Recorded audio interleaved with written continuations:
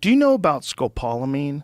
Oh yeah, scopolamine's fucking wild, man. How That shit's wild is that stuff? scary. That shit's scary. Not only is it scary, do you know that that's what's in a lot of those ocean nausea medications?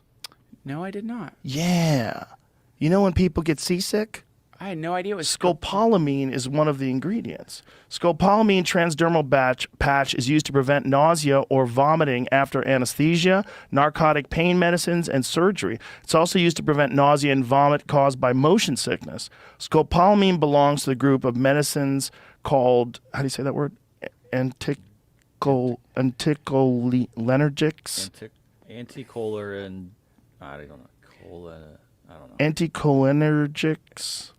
Whatever it is. It's known as devil's breath. Scopolamine is also known as devil's breath. Well, this is where it gets crazy because people blow it in people's faces, and it turns that person into like a zombie. Yeah, and that person like does your bidding. Yeah.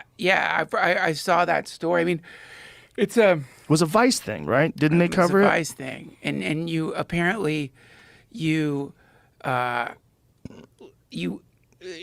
not a hallucinogen, right? It's called a deliriant or something. Like you see things, you have conversations with people that aren't there. You go into some dream state completely, and you're just gone. You're just fucking gone. And yeah, it's like that's one of the theories behind like zombie folklore. And stuff. Yeah. Scopolamine was in. Look at that guy. Jeez Louise. World's scariest drug. This is back when Vice was Vice. When they used to do these wild boots on the ground investigative journalist pieces and shit like this. So this guy's out there playing the flute, ready to blow that shit into someone's face. It's the scariest guy I've ever seen. What was he saying? Up to 1 gram? It's the same shit. It's the same density, weight, and look. But with 1 gram, you can kill up to 10 to 15 people. Is that what he's talking about? It's why it's so extremely delicate and hard to get. I can get it because I know where to get fucking anything. Dude, fuck that. Fuck that. Not only that, like, there's obviously synthetic versions of it, which is why they have those transdermal patches. It's so scary how manipulated the human mind can be. Oh, yeah. It's terrifying. And it's terrifying because we don't want to believe the scopolamine flute players of the world are out there. Right. You don't want to believe it. That Murdoch guy is out there. Murdoch, flute player, or like even worse, like you don't want to fucking believe that like that the bot thing is really sinister, man, because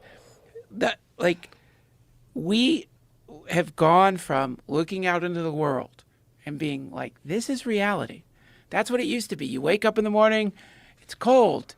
It's windy today. Oh shit, a bear ate my chickens, and that was real because you saw it. Right. Now we look at the world and then look into the phone, and the phone tells us a reality that seems to be different than the one we're experiencing. Right.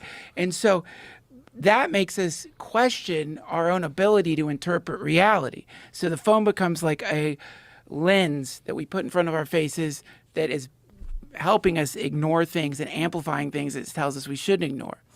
That's already sinister just with human beings.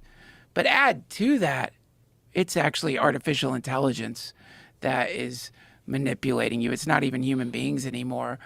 Now it's invasion of the body snatchers. Now it's really scary because at least with human beings, you're dealing with like a human level intelligence with human intent.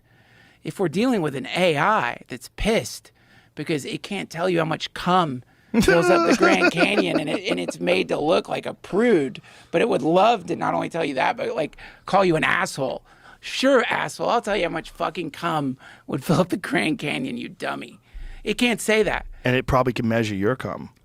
It knows how probably much, knows. Like, I know how much cum is in your one ball right now. All it has to do is look at your body weight and look at your activity level. It knows your genetic code because it's got your 23andMe data, which is available publicly, and they're selling.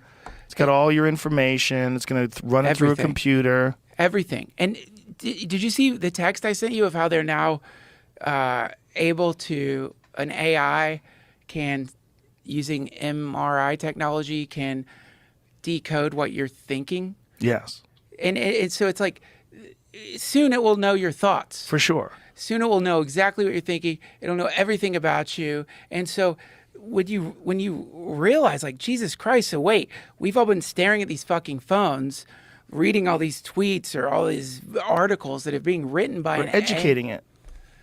Yeah. Now we're in, what's it called? We're in a Skinner box. Now we're in a Skinner box. Now we're like the pigeon that's being taught to like tap dance, and we don't realize it. And we're being taught to tap dance by an AI. I mean, it's not tap dancing. We're being taught who we're supposed to hate, who we're not supposed to hate, what we're supposed to say, what we're not supposed to say, how we should behave. And it's not coming from humans. And why do we have confidence that if AI existed, we would instantaneously know that it was sentient? Why do we have confidence in that? Like, why would it tell us? Wouldn't it just Right. continue to orchestrate this fucking inevitable demise that we're currently experiencing? Like, if Yeah. we're sliding into this fucking hellscape every year, further and further, it knows that things like COVID, some sort of a pandemic, is it took advantage of the data it got from that and said, oh, well, what we do is just start some more of those things. If AI is the one manipulating Yeah. all these viruses, if they just start, well, it's too dangerous for people. We had a lab leak. Let's just let AI do it, and AI is going to run all the experiments with these autonomous robots. The autonomous robots start making the best version of a disease to wipe out all the fucking people.